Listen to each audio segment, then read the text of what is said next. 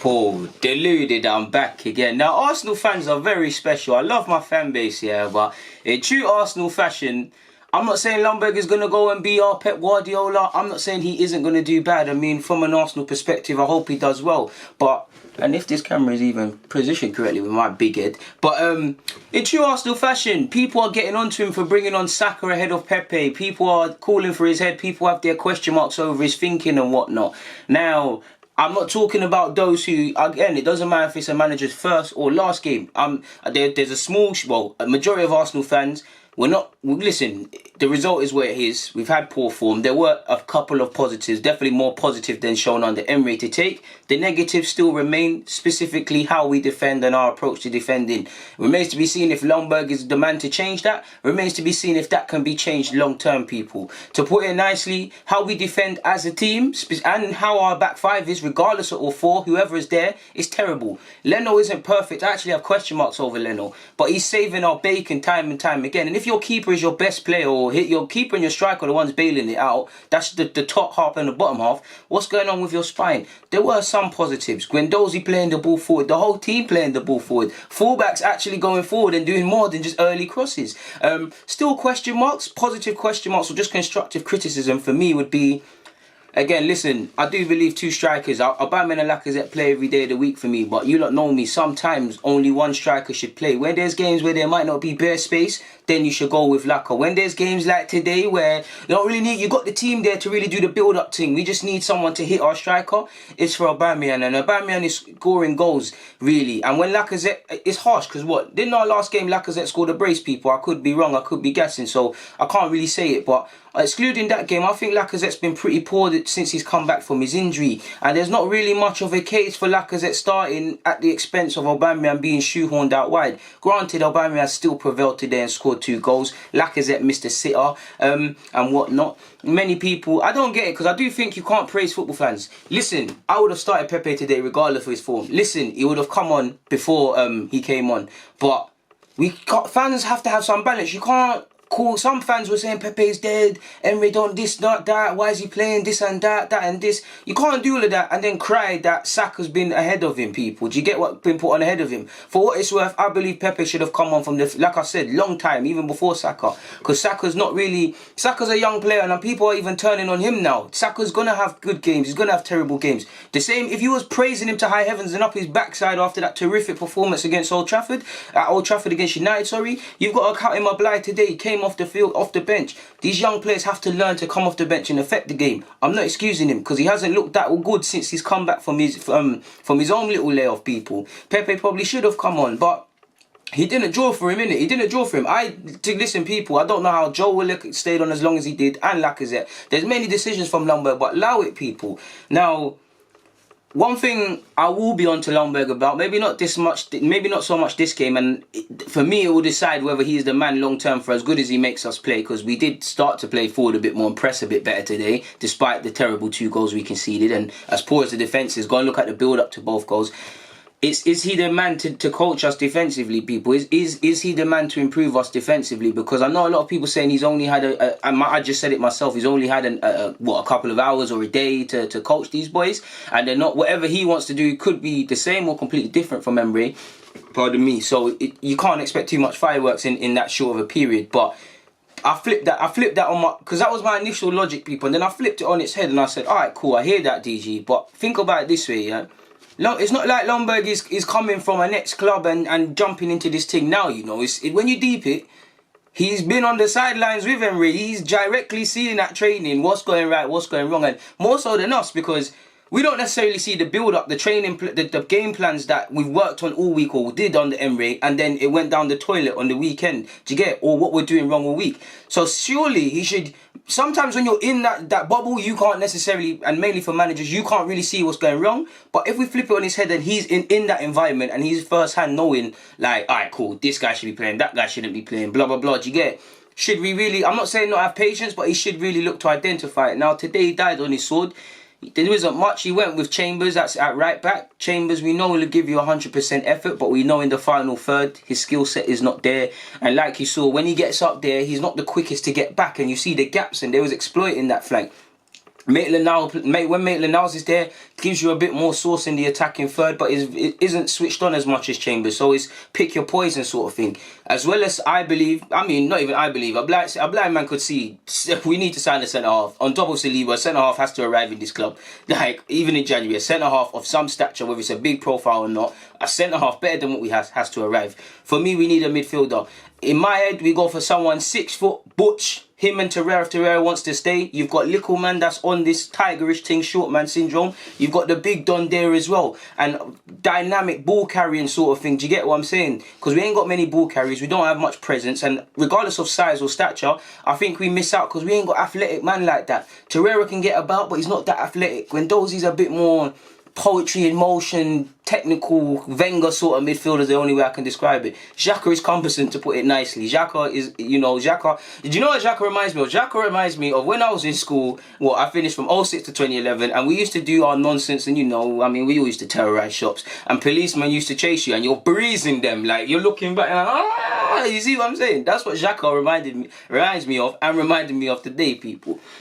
I think them got a light, man. We got a light. I think, listen, it's going to be a hard season. I mathematically, there's still top 4 to play for, but it's done for me because we're that poor. Like, we're that poor. We need to go back to basics so much. Then, as much as mathematically top 4, and we need Champions League to, I don't need to tell you the importance of Champions League, but the structure is not there. We need to revamp these players' thinking. We need to go back to basics, and so fans can forget. For me, anyways, I'm forgetting about finishing ahead of Spurs and United and Chelsea and these bragging rights. I'm forgetting about the fact of the league's a bit of a funny one this week because I know Spurs are taking points under Jose, but teams are choking apart from Leicester, City. Well, City are choking, but Liverpool and Leicester are probably the only 2 teams in the Premier League that are potentially happy with what they're doing. If you want to cherry pick, question marks defensively with Liverpool comparison to themselves.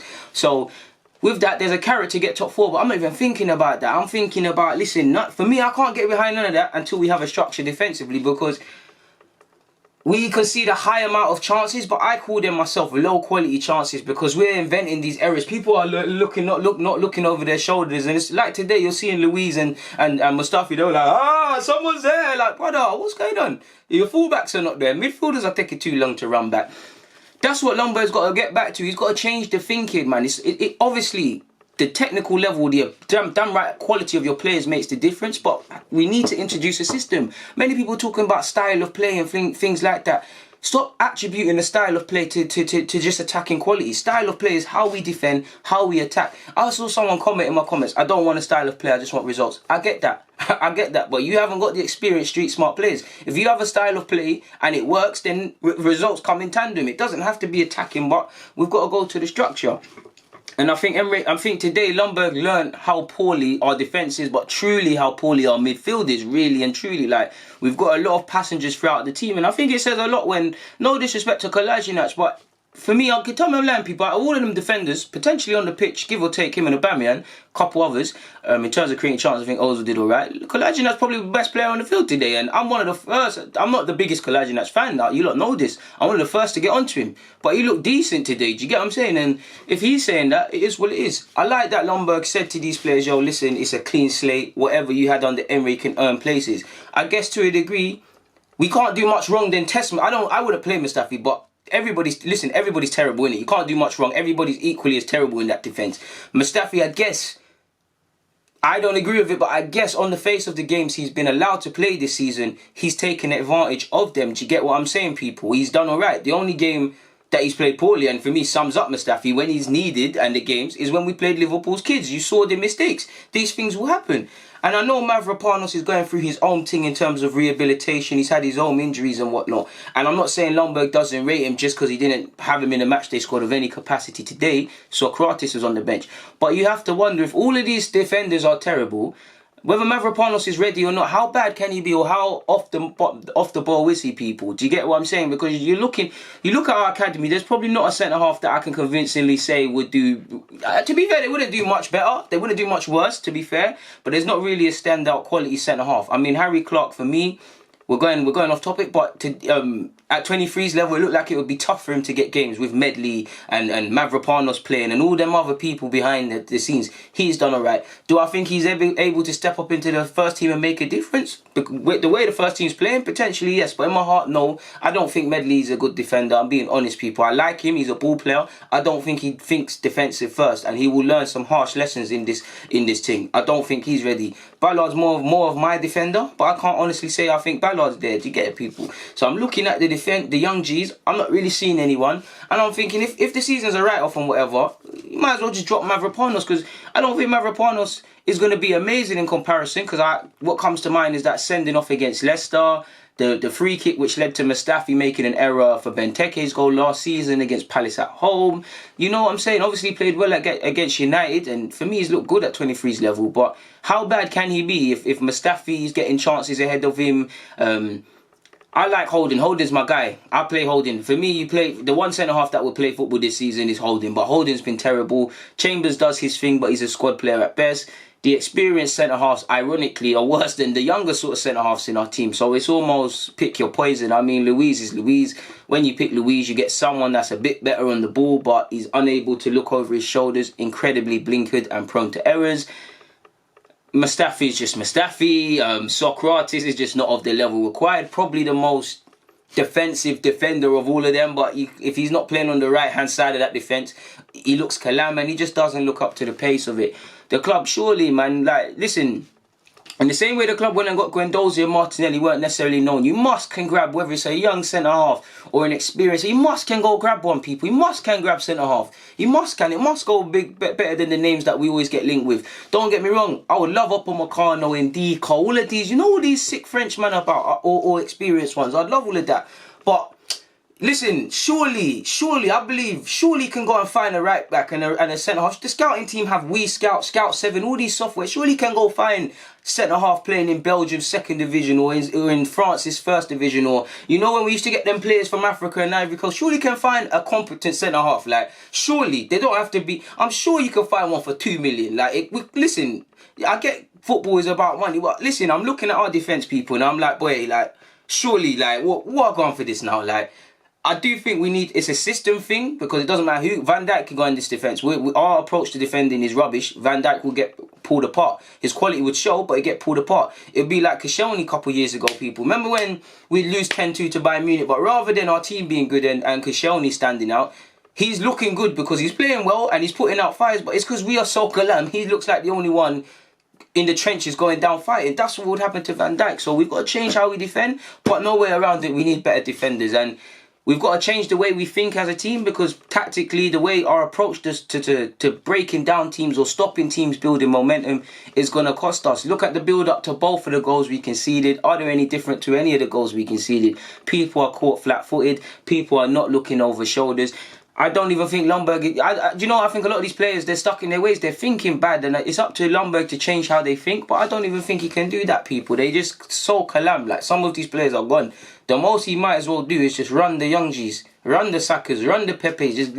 Pepe's not a young G, but you get it. Just give them experience. The Tyrese's and all these things, because it's dead now, people. It's dead. Top 4 is dead. It is what it is, man. It is what it is. And I mean, Josh Kroenke said be excited. I have to wonder how much hindsight is a good thing, but it does put into dispute the amount of foresight that the people connected to this club are able to do, because a blind man could see that this would eventually become Arsenal's season, because from pre-season under Unai Emery, no improvement defensively, still inconsistent lineup, still an inconsistency in what we want to do in terms of how we want to play and approach things. Players don't know their roles. Players still have many bad habits. Now new habits picked up on the Emery, previous ones from Wenger. Listen, this team, you make a choice. Arsenal are not here by mistake. We have been as a result of mismanagement from certain other managers, from managers that just left their club, and people behind the scenes. So we're not going to get out of this overnight. Arsenal did not wake up one day and sleepwalk further away from the top 4. We used to have better players and finish better than this and play better than this. And even then we had our question marks. We're here because of mismanagement, a lack of learning in hindsight from previous failures, and a lack of real foresight. And it's here to stay, people. From the way the man them at the top don't care about this club in terms of winning, how can you really get upset, really and truly, people? It is what it is. It's 2-2 against Norwich. At least we walked away with something away from home, people. More drop points against a promoted side. But are you surprised? On that note, people, deluded, I'm out, man. It's time to eat my Sunday dinner.